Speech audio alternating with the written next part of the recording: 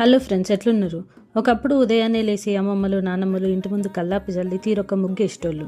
వాళ్ళు ఒక్కొక్క ముగ్గు ఎత్తుంటే ఊళ్ళో ఉన్న కళ ఉట్టిపడేది.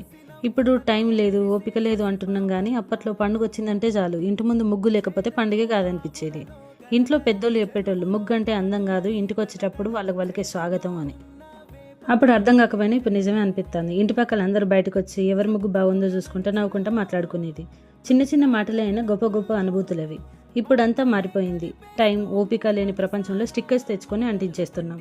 కానీ మన చేతితో చిన్నదో పెద్దదో మనమే వేసుకుంటే మనసుకు తృప్తిగా సంతోషంగా ఉంటుంది.